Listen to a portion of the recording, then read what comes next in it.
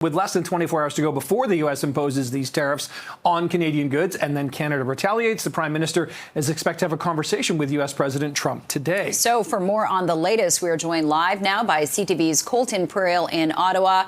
Colton, good morning. What is Trump trying to accomplish here with these tariffs? I think this is the big question. What's his real motivation? Does he really want to take over Canada that, alluding to us is trying to become the 51st state? Yeah, trying to figure out what he's actually trying to accomplish with this is really the biggest question for the Canadian government to have an answer to, because if you can work backwards from that answer, you can try to find a path forward that potentially avoids the worst of these tariffs. It's worth noting that phone call that you just mentioned has happened, according to President Trump. He posted on his Truth Social a couple of minutes ago that he had just spoke with Justin Trudeau. He says they're going to have another call at 3 o'clock today. That's potentially some good news. On the flip side, potentially some bad news is in that same Truth Social post, while he does talk about it also being a drug war, referring to fentanyl crossing the northern border, he also talks about the fact that U.S. banks can't operate in Canada, that they can't do business here. And that's something that he mentioned last night as well. And it's part of the bigger problem that the Canadian government is facing, which is that every time the U.S. president talks about these tariffs, it's a different reason for the tariffs. First, it's the trade deficit. Then it's trade barriers. Then it's fentanyl crossing the border or illegal migration or subsidies, as he continues to refer to them as, despite the fact that it's just U.S. businesses and manufacturers importing Canadian raw goods.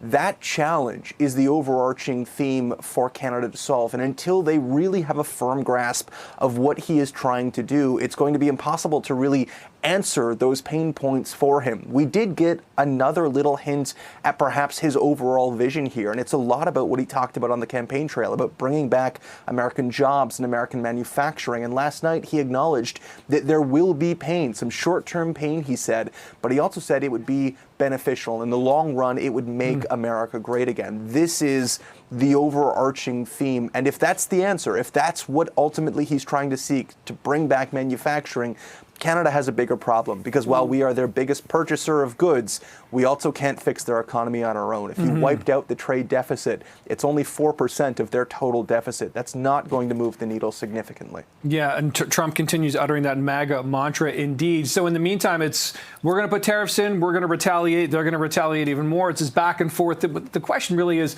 can our relationship with our closest ally, biggest trading partner, can it really ever be the same again, Colton?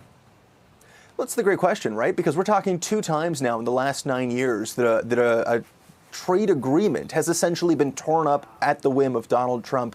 And that really makes it difficult to trust that the next agreement you make with the U.S., if you make the next agreement, is going to function and be reliable and be something that you can count on. The CUSMA deal, the USMCA, as they call it in the States, was a deal that Donald Trump himself signed and boasted about. And if that's not reliable, if you can't rely on that, then it begs the question, what can you rely on? It's not a pretty picture, given how closely our two economies are tied together.